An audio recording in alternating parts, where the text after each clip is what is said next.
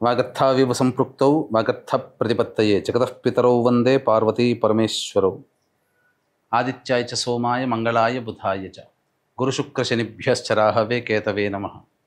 శృంగేరి జగద్గురు పీఠాధిపతులకి, కంచి పీఠాధిపతులకి నమస్కారములు తెలియజేసుకుంటూ కార్యక్రమాన్ని ప్రారంభిద్దాం.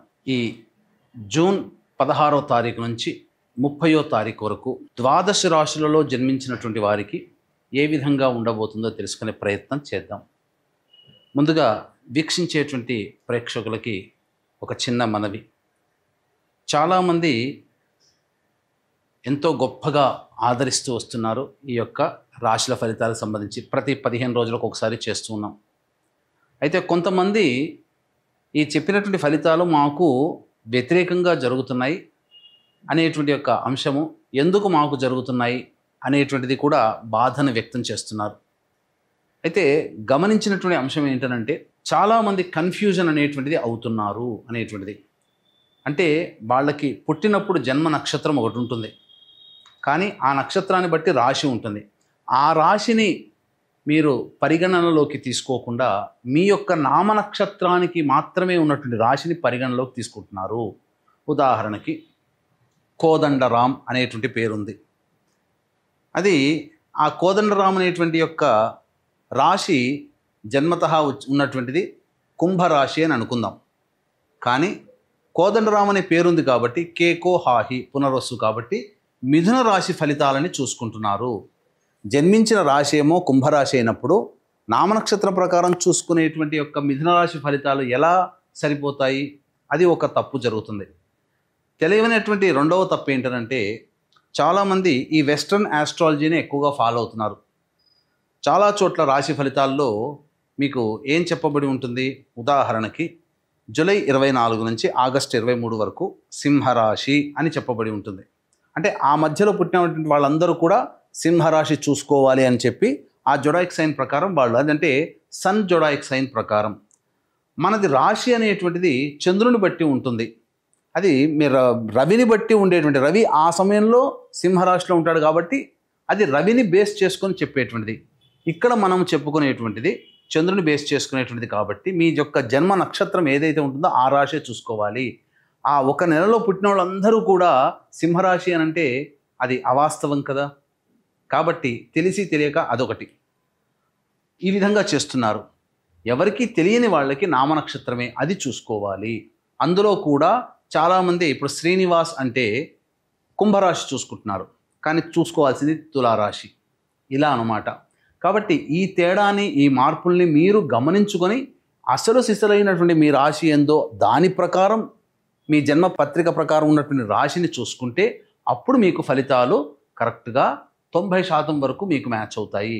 మనం చెప్పుకునేటువంటిది దినచర్యలలో భాగంగా రోజువారీ కార్యక్రమంలో ఏ రోజు ఆదాయం ఖర్చు ఎలా ఉంటుంది, ఏ రోజు మానసిక పరిస్థితి మంచిగా లేదా ఆందోళనగా ఉంటుంది అనే విషయాల్ని మనం క్లుప్తంగా తెలియచేసుకుంటున్నాం. కాబట్టి ఇవి విషయాలు పరిగణలోకి తీసుకొని మన ఈ చెప్పబడేటువంటి రాశి ఫలితాలు మీరు ఆపాదించుకున్నట్లయితే 90% వరకు మీకు అవి సరిపోతాయి దినచర్యలో, రోజువారీ కార్యక్రమంలో. ఇక మనం వివరాల్లోకి వెళ్ళినట్లయితే 16వ తారీఖు నుంచి 30వ తారీఖు వరకు ఉన్నటువంటి గ్రహ సంచారం తెలుసుకుందాం. మీనరాశిలో శని సంచారం, అలాగే మేషరాశిలో శుక్రుడు మరియు రవి బుధ గురు యొక్క గ్రహ సంచారము మిథున రాశిలోకి, అలాగే 23వ తారీఖు నుంచి బుధుడు కర్కాటక రాశిలో ప్రవేశం చేస్తారు. అలాగే కుజుడు కేతు సింహరాశిలో మరియు రాహువు కుంభరాశిలో సంచారం జరుగుతుంది. దీనిని బట్టి ఈ 12 రాశుల వారికి ఏ విధంగా ఉండబోతుంది 16వ తారీఖు నుంచి మరియు 30 జూన్ వరకు అని తెలియజేసుకుందాం. జూన్ 16వ తారీఖు నుంచి 30వ తారీఖు వరకు ద్వాదశ రాశులలో భాగంగా వృశ్చిక రాశిలో జన్మించినటువంటి వారికి ఏ విధంగా ఉండబోతుందో తెలుసుకునే ప్రయత్నం చేద్దాం. ముఖ్యంగా ఈ సంబంధించినటువంటి వృశ్చిక రాశి వారికి ప్రధానంగా గురుగ్రహ సంచార ప్రభావము అనుకూలంగా లేకపోవడం, అనగా గురువు అష్టమ స్థానంలో, అలాగే బుధుడు కూడా అష్టమ స్థానంలోనే సంచారం చేస్తూ ఉండడం, మరియు రవి కూడా అష్టమ స్థానంలో సంచారం చేస్తుండడం, ఇవి ప్రధానంగా కొన్ని ఇబ్బందికర పరిస్థితులు అనేటువంటి, ముఖ్యంగా నిరుద్యోగస్తులు ఇంకా మంచి సమయం కోసం వేచి చూడక తప్పదు. అలాగే చేస్తున్నటువంటి ఉద్యోగస్తులు మాత్రం చాలా జాగ్రత్తగా ఉండాల్సినటువంటి పరిస్థితి.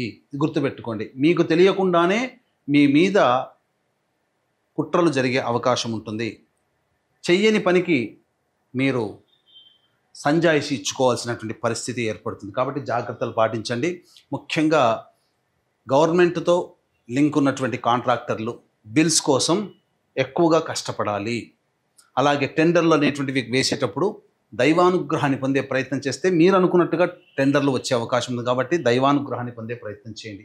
23వ తారీఖు నుంచి కూడా బుధుడు అనుకూలంగా లేని కారణం చేత ప్రధానంగా జరిగేటువంటిది ఏంటి అని అంటే, ఈ 23 వరకు సంబంధించినటువంటిది ధనపరమైనటువంటి సమస్యలు తీరినప్పటికీ 23వ తారీఖు నుంచి ధనపరమైనటువంటి సమస్యలు ఎక్కువగా అవుతాయి. కావున ఇన్వెస్ట్మెంట్స్ విషయంలో 23వ తారీఖు నుంచి జాగ్రత్తలు పాటించండి. ఇది ఒక్కటి మాత్రం సూచన చేయవచ్చు. అలాగే ఎవరికి కూడా డబ్బులు 23వ తారీఖు తర్వాత అప్పుగా ఇవ్వడం అనేటువంటిది చేయకండి. ఎందుకంటే ధనముని నష్టపోతారు. వ్యాపార అభివృద్ధి 23 తర్వాత మీరు చేయకండి. అలాగే గురువు అనుకూలంగా లేని కారణం చేత ప్రధానంగా ఏమవుతుంది, ఈ మూఢమి అనేటువంటిది మీ యొక్క వృశ్చిక రాశికి ధనాధిపతి పంచమాధిపతి గురువు. అట్టి గురువు బలహీనంగా ఉన్నాడు గురుమూఢమి సందర్భంగా.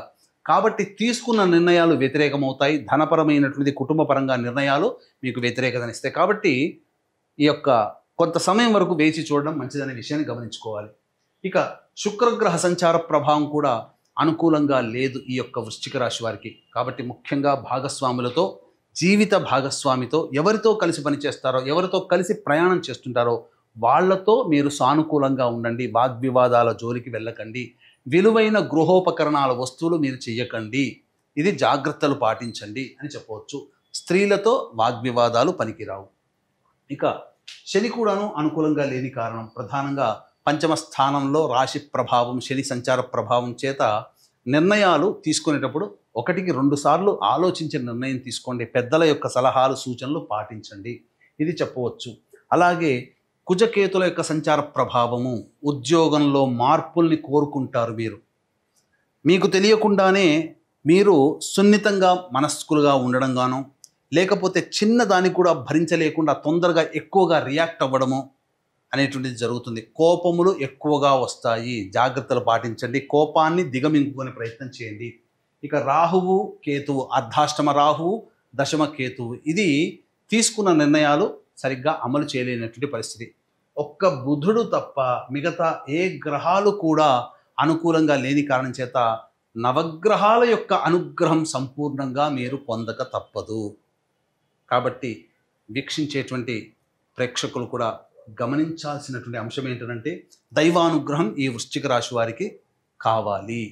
కావున దైవానుగ్రహంతో మీరు చక్కగా మీ పనులలో విజయాన్ని సొంతం చేసుకుంటారని చెప్పవచ్చు.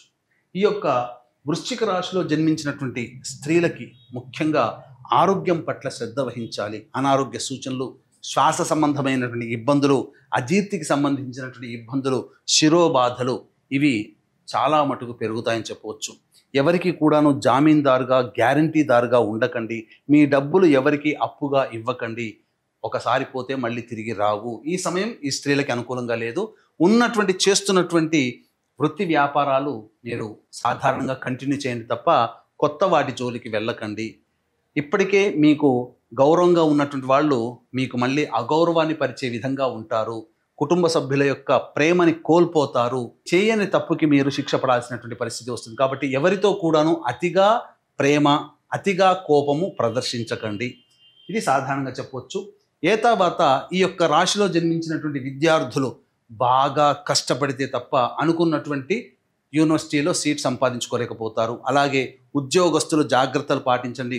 మీకు ఉద్యోగము ఇబ్బందులు ఎదుర్కొనే అవకాశం ఉంటుంది. నిరుద్యోగస్తులైతే మంచి సమయం కోసం వేచి చూడండి. అలాగే ఈ యొక్క వృశ్చిక రాశిలో జన్మించినటువంటి వారికి వివాహ సంబంధాల విషయాల్లో మీకు ఫలితములు తక్కువగా ఉంటాయి. సంతానం కోసం ఎదురు చూసేటువంటి వ్యక్తులు ఈ మౌఢమి దాటిన తర్వాత సంతాన ప్రయత్నం చేస్తే చాలా మంచిదనే విషయాన్ని గమనించుకోవాలి. ఏతావాత మిశ్రమం కంటే తక్కువ ఫలితాలు ఈ యొక్క వృశ్చిక రాశి వారికి 16వ తారీఖు నుంచి 30వ తారీఖు వరకు ఉంటాయి. అయితే ఈ 16వ తారీఖు నుంచి 30వ తారీఖు వరకు ఎప్పుడూ సమస్యలైనా మంచి రోజులు ఉండవా అంటే, గ్రహ సంచార ప్రభావం మీకు కొంత యోగాన్ని కలగచేస్తుంది. ఎలా మీకు యోగిస్తాయనేది మనం తెలుసుకుందాం. వీక్షించేటువంటి ప్రేక్షకులకి గమనిక, ఈ యొక్క జూన్ 21వ తారీఖు రోజున ఏకాదశి అశ్విని నక్షత్రంతో కలిసినటువంటిది. అద్భుతమైనటువంటి రోజు.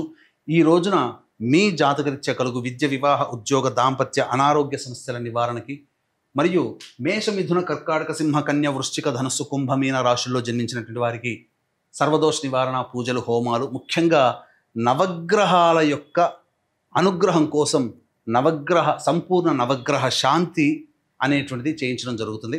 అవకాశం ఉన్నవాళ్ళు కార్యక్రమ తదనంతరం కాంటాక్ట్ చేసి మీ గోత్రనామాదులు నమోదు చేసుకోవచ్చు. ఈ కార్యక్రమంలో నమోదు చేసుకున్నటువంటి వాళ్ళకి శక్తిపాతము చేయబడినటువంటి శంకరుంగలి మాలని మీకు ఇవ్వడం జరుగుతుంది.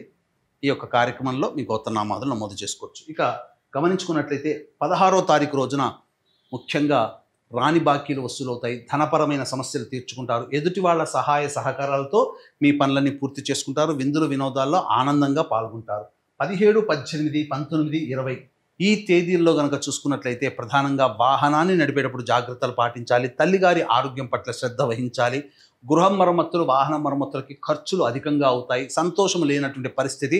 అలాగే మీ ఆరోగ్యం పట్ల కూడా శ్రద్ధ వహించాల్సినటువంటి పరిస్థితి. వృధా కాలయాపన జరుగుతుంది. ఏ పని ముందుకు సాగదు. బ్రేక్స్తో కంప్లీట్ అవుతుంది. ఖర్చులు కూడా ఈ 4 రోజులు అధికంగా ఉంటాయని చెప్పవచ్చు. 21, 22, 23, 24 తేదీల్లో కనుక చూసుకున్నట్లయితే మీకు ధనరాబడి చాలా బాగుంటుంది. ఇదివరకు పెట్టినటువంటి ఖర్చులకి మించిన ఆదాయాన్ని మీరు లభించడం ద్వారా మీరు రుణ విమోచనాన్ని పొందుతారు. రాని బాకీలు వసూలవుతాయి.